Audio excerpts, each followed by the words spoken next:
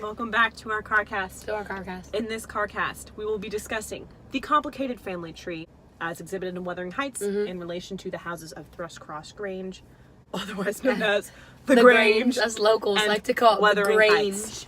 We're the Bronte sisters. Hi, my name is Charlotte Bronte. And I'm Emily Bronte. The Bronte-saurus sisters. The author of the such novel that we speak of.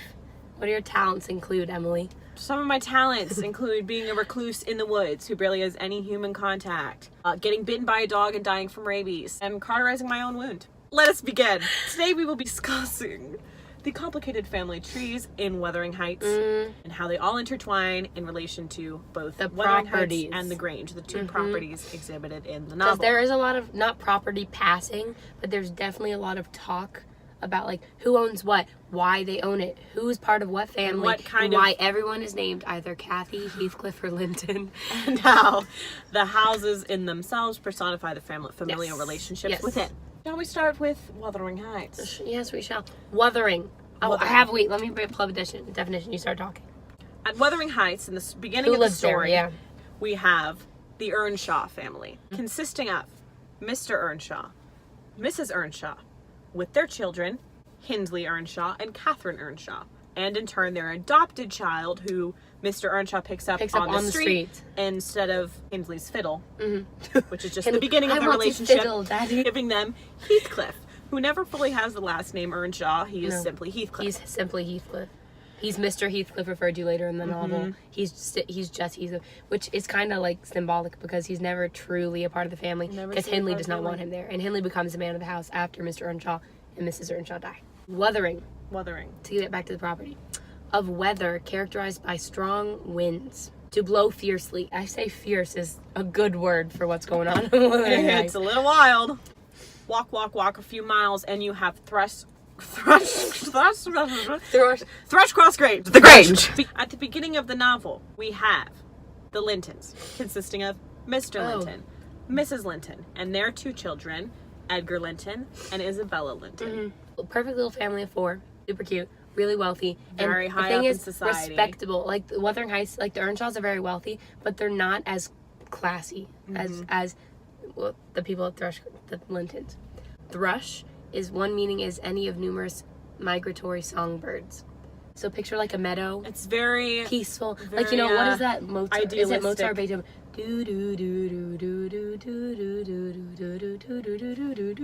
Perfect. That was perfect. You don't even need the name. So Thrushcross Grange is the stark opposite to Wuthering Heights in that it's very picturesque. Oh, residence of someone wealthy. Yeah, bird-filled country. Lots of flowers, lots of birds. So immediately you have these two contrasts. And it's respectability, and it's wealth, and it's class. So, shall we go on to the marriages? Oh, yes. So, here we have Wuthering Heights. Here we have Thrushcross Grange. I don't know the year, but circa somewhere in the 18th century. Earnshaws pass away. Tragic. So sad. House is therefore left to Hindley. With Heathcliff and Catherine underneath. Yes. Hindley gets married to a woman named Frances. We don't know much her about for very her. long. She has their child, Hareton. Hareton Earnshaw. Then she passes, and which Hindley falls apart, spirals into alcoholic, drinking, gambler, bad life habits, basically absentee father. Tries to throw his child off of a banister. The upbringing of Hareton now belongs to Nellie, who he's basically like, take care of this kid and does not think about him. And Nellie works at Wuthering Heights. And tries to keep Hareton away from Hindley because he's the worst. Well, debatable. They're all all what the you worst. Define as the worst. Which leaves us with Heathcliff and Kathy. Kathy, contrary to everything from when she was younger, ends up marrying Edgar Linton, the son of Mr. and Mrs. Linton and brother to Isabella Linton. We'd say he's like if he was a color, spineless. If he was a color, he'd be beige. He would be beige. Nothing really special about him, but the thing is, he can give Kathy the comfortable life and wealthy life. He's not an awful guy. No, he just doesn't have a spine. And the thing is, he does like Kathy's content when he's with him, and he does love Kathy. They talk to each other. They love each other for the most. But there's not that. There's no passion. The terrible toxic passion that Heathcliff and Kathy have. Exactly. Which, delving into that, the absence of a marriage between Heathcliff and Kathy. Okay, wait. And to be fair, most marriages at this time were like the marriage of between. Exactly. Like there are between very Kathy few marriages that were like Edgar. fueled by like intense love and passion for each other. So I mean, like. So Kathy and Heathcliff have this complicated love affair, I'd say. They're technically siblings, but technically not, because Heathcliff is never fully part of the family. Like, I love you, but I hate you, but I love you, but I hate you, but I could never have you, but I'd never want you. Mm-hmm. Very complicated, very toxic. But they love each other. Yeah. There's the passion. Yeah. For each other. Yeah. That isn't borderline obsession for each other. In a way of getting revenge, arguably Heathcliff's main personality trait, he marries Isabella, Edgar's sister. Edgar's younger sister. Which is bad. It's abusive, and it's awful. Very bad. Basically, Heathcliff does not even pretend to love Isabella. Like, does not even feign any flat affection out. for her. He's basically he says, I don't love you, and she still marries him. She's like, oh, she likes bad boys. She likes bad boys. That's why she marries him. What can she say? What can she say? She could say, I don't love you, but she doesn't say that. She does have that moment. I think it's around after she becomes pregnant with their maybe child, a month into the marriage, where she realizes this is terrible. I got to get out. So she skirts out of town, leaves probably to London, to some big city somewhere. Yes. We don't hear anything from her while this is all happening. Yeah. Kathy and Edgar are still together, and the thing is, they're living their life. Heathcliff has run away at this point. They're living at the Grange. They're living at Thrushcross Grange. That the Lintons where they're left having their Edgar. idealistic marriage in the idealistic house. Yes. Heathcliff is gone. Kathy's trying to forget him and is like fully adapting to her life there. The thing is, she's already had a taste of this life, because when she did get hurt and the Lintons took her in for 3 months or whatever, and she learned like how to behave in refined society. She's already had a taste of this, and I'd say she's pretty well adapted at this point. Around 3 years later, Heathcliff comes back. Boy, comes does he up to ever. The Grange. Comes he back had with a bang. Big glow up, big transformation. Yes. Suddenly he's dressing up to the nines. Yes. He has a lot of money He from a seems job educated, that kind no of. one knows what his job is. No one probably knows. Something illegal. Probably something not very great, considers coming from Heathcliff. Now at this point, it's glazed over. We don't learn until much later, and when it's clearly defined. But Kathy is pregnant with Edgar's child. Yes. The other Kathy. The other Kathy. Young Kathy. Some point within the story, Kathy gets sick after Heathcliff has returned. She gets sick. Heathcliff returns, and there's an internal battle inside of Kathy, because she's like content and she's happy with Edgar, and she's about to have this child that she loves. Longs obviously for Heathcliff. Yes, there's a part of her that's like obsession that is never fulfilled. Yeah, obsession. And so she is on her deathbed. She is pregnant. Yes. And Heathcliff comes in. There's this big emotional scene, and then she dies in his arms. Yes. Edgar comes in, blames it on Heathcliff. Heathcliff blames it on Edgar. It's just a big fight, big bro fight. Heathcliff ends up leaving. Oh, really messy. He's basically like, I still love her even though she's dead. So now in this house, we are left with Edgar and Kathy Jr. And young Kathy, We'll who is raised by Nellie and Edgar. Yeah, Edgar's actually, I'd arguably say, an okay father. Like, definitely Kathy's really attached to Edgar because he loves her so much, obviously. She's the only thing is, she looks very much like her mother. Has that same kind of spark. I'd say she's less disagreeable than the older Catherine because she's not involved with, she's not really associated with Earnshaw anymore. By this point, you have Wuthering Heights and the Grange. Heathcliff has taken over Wuthering Heights because Hindley has drank himself to death. He's died. He's now gone. Harrington is the sole possession of Heathcliff. He's too little. He's a literal child. He's maybe 3 years old. Yeah.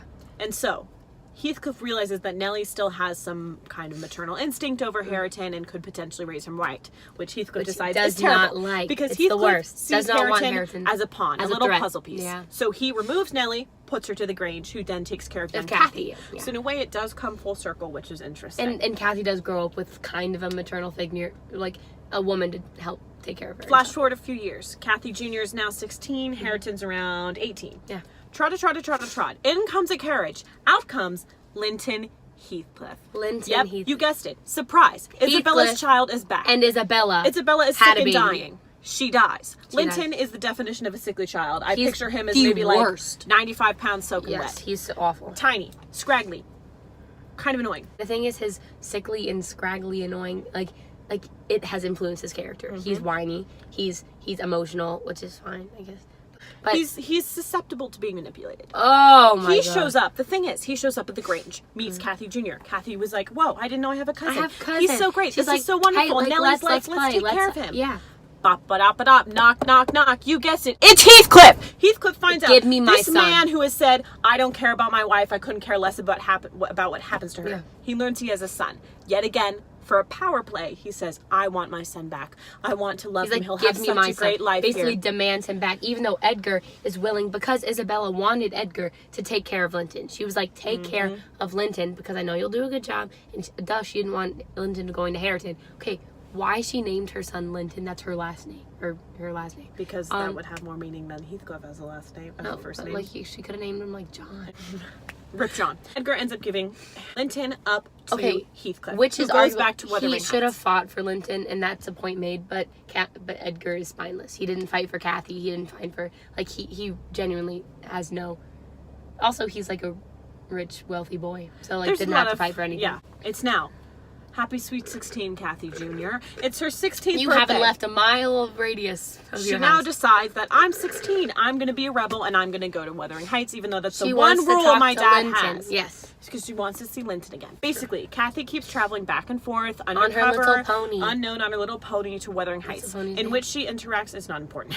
Kathy's pony, in which she interacts with Linton. Yes. Meets Heathcliff. Heathcliff puts on this perfect little persona of, I'm a Yes, great like, dad. oh, Welcome of to my course. house. You're Come so see lovely. Linton. Come see Because Linton. Heathcliff wants to gain more emotional control over Edgar. Heathcliff wants young Kathy to marry Linton so he can acquire Thrushcross Grange. He That's even his goes ultimate as goal. far as to write fake love letters from Linton to Kathy. Kathy, at this point, is very innocent, very susceptible.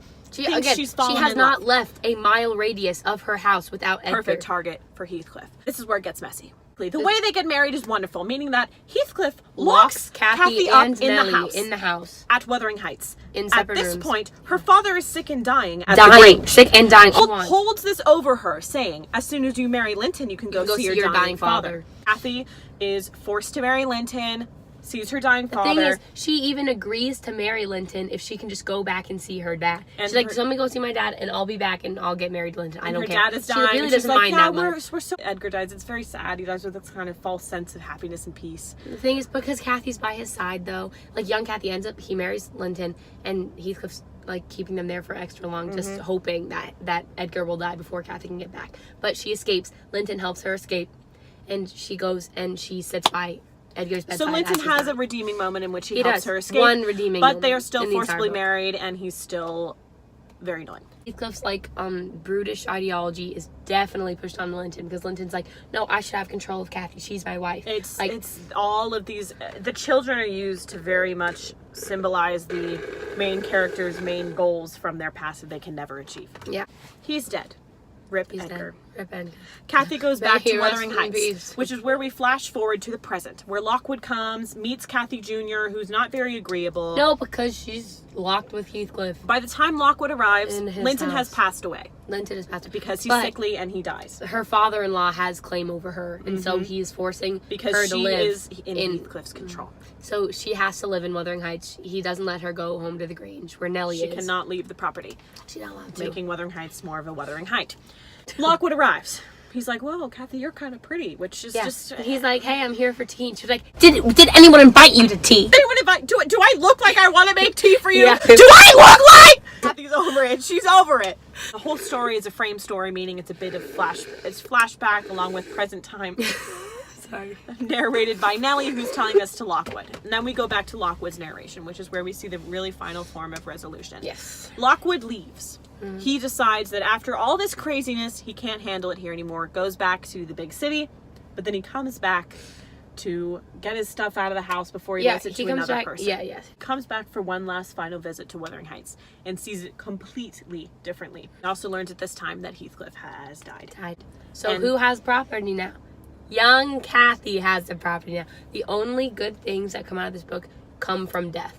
Because, like, when Heathcliff dies, Kathy gets freedom, right? When Linton dies, Kathy gets freedom.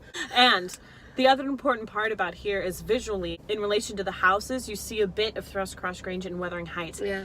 Young Kathy has ended up marrying Harrington. As a result, Nellie's back in Wuthering Heights. You start to see more happiness in the house. Yeah, there's a fire in the fireplace. There's a garden in what was previously this gross, terrible, uninhabitable place. And you see Harrington, who's raised to be selfish and raised to be, he is doing things for Kathy, and he wants to be there. Their marriage is like the big symbolization of kind of resolution. Yeah, and also overcoming what other precedents have been set by the people before you, and like just how other people have wronged you, you can still have good come out of it. So their marriage is like my favorite marriage in the whole book. It's very pure. Good one. They're living in Wuthering Heights too, which Wuthering Heights was this wuthering place. It was fierce. There were really strong personalities living there. Like they were mean, they were like vile and cruel and like abusive in Thrushcross Grange. That's empty. Like, you know what I'm saying? And now the happiness and kind of like refined, and especially young Kathy loved Thrushcross Grange. It was her home. That moved to Wuthering Heights. Kind of see this shift and this balance almost in between the houses, because bad has happened in both, but they're still able to make something beautiful out of the terrible in Wuthering Heights. And there's this sense of final peace, happy marriage of the two houses in a sense too. And then the Heathcliff and the older Catherine's ghost like run off together, but it's fine. Yeah, and this kid tending to sheep sees it. And and with that, we bid you adieu.